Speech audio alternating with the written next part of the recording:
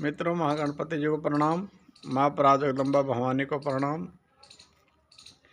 आइए चर्चा करते हैं आज हर रोज़ की भांति। आज छोटा सा सत्संग कर लेते हैं। सत्संग हमारे मानव जीवन का बहुत ही महत्वपूर्ण हिस्सा है। सत्संग के लिए कहा है, एक घड़ी आदि घड़ीर आदि में पुनः आद, तुलसी कोई साध ले कटे करोड़ अपराध। एक पल का सत्संग भी व्यक्ति का जीवन बदल देता है। एक पल का सत्संग भी जीव को पूर्ण शांति और आनंद देने लायक बन जाता है। जब वो एक क्षण का सत्संग हमारे समझ में आ जाए, हमारे विवेक को जागृत कर दे, एक शब्द काफ़ी होता है। इसी कड़ी में आज हम चर्चा करेंगे नास्तिक भाव, अभाव शिष्य और गुरु का शिष्य को ताड़ना देना। उसके अंदर भी गुरु के आंतरिक सूक्ष्म भाव एक शिष्य के प्रति कैसे रहते हैं, उसके बारे में बताया है।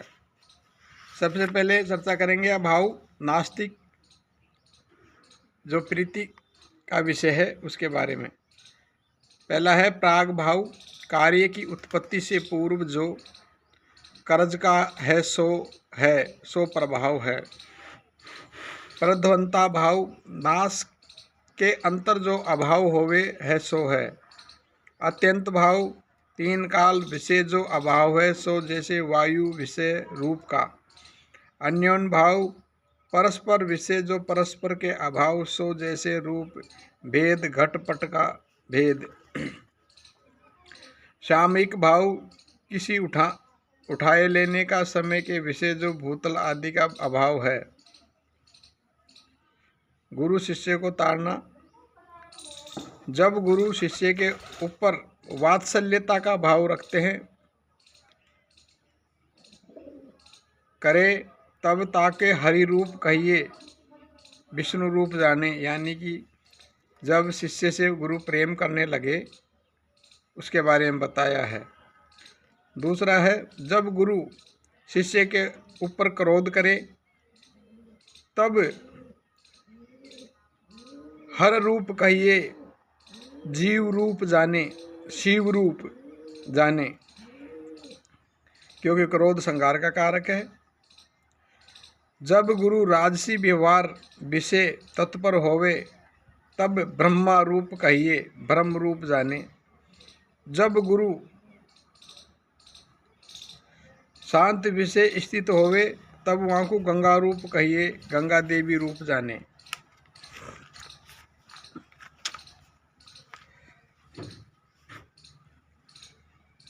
जब गुरु वचन रूप किरणों करी ब्रह्म संदेश सहित अज्ञान को दूर करे तब रवि रूप कहिए। रवि यानी सूर्य प्रकाश करता है, सूर्य रूप जाने। इस रीति से ब्रह्मवेत्ता गुरु विषय शिष्य सर्वदा ईश्वर भाव राखे, स्वप्न में भी दोष दृष्टि लावे नहीं। यानी कि सपने में भी हमें किसी के प्रति बैर भाव, किसी से राग द्वेष, जब तक ये कामनाएं, भोग की इच्छाएं, बदला लेने की भावनाएं, इसके अंदर हमारा अंतःकरण जब तक लिपटा रहेगा, हमारा चित्त, बुद्धि, अहंकार और मन जब तक इन विषयों में लिपटा रहेगा, जब तक हमारे यहाँ के कर्ज बाकी रहेंगे, मर्त्यलोक के कर्ज जब तक नहीं चुकेंगे, मर्त्यलोक का कर्जा जब तक हम नहीं चुका पाएंगे, जब तक हमें इस 84 लाख योनियों में आना जाना हमारा लगा रहेगा। ईश्वर भक्ति करने से ईश्वर चर्चा करने से, संतों का संग करने से, सत्संग करने से,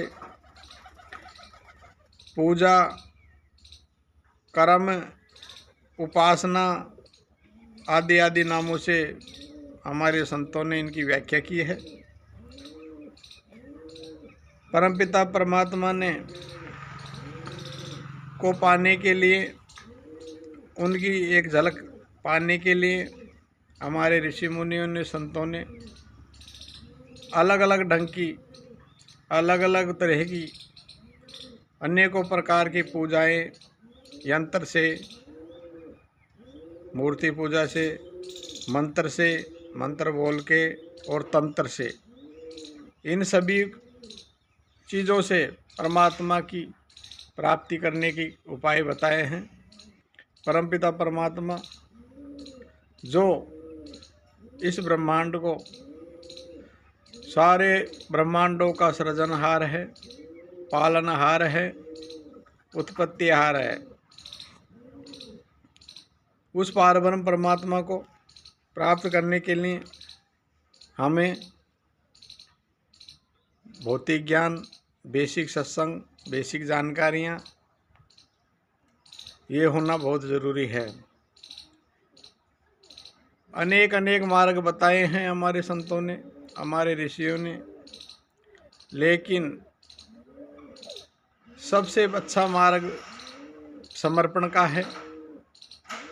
समर्पण का भाव है, किसी के प्रति आप पूर्ण रूप से समर्पित हो जाइए, सब कुछ उसको अर्पण कर दीजिए। हे परमपिता परमात्मा, आप ही सुख और दुख दोनों के देने वाले हो। मैं जीव हूँ, अधम हूँ, मैंने जीवन भर कोई शुभ कार्य नहीं किया, न मैं आपकी पूजा कर सकता हूँ, न मैं आपका जप कर सकता हूँ। जितना मेरे से हो रहा है, मैं आपका नाम ले रहा हूँ, मैं आपकी सेवा में हूँ। इस जीव को आपके शरण में लीजिए और पूर्ण शांति और पूर्ण मोक्ष दीजिए, जिससे कि मैं बार बार गर्भ में आता हूँ और कष्ट भोगता हूँ, उस कष्ट से मुझे मुक्ति दीजिए। ये कामना अगर हम, ये भाव, अन्य भाव में हमें किसी की चाहना नहीं रहती, हमें किसी की बदला लेने की भावना रहती, केवल और केवल एक ही जो प्रीतम प्यारा है, सबसे न्यारा है, उस परमपिता परमात्मा को हम केवल भावों से ही रिझा सकते हैं। ये हमारे भाव ही सारे जगत की रचना करते हैं। जैसी रही भावना ज्यां की, पूर्व मूर्त देखी तिन जैसी। जैसे हम भाव प्रकट करते हैं, वैसे हमें आगे मिलता है। सबसे बड़ी बात यह है, हम हमारे जीवन का कितना % हिस्सा, कितने श्वास, कितना टाइम हम परमपिता परमात्मा की भक्ति में दे रहे हैं। 24 घंटे में 21,600 श्वास हम ले लेते हैं। 24 घंटे के अंदर हमें कम से कम 1 घंटा,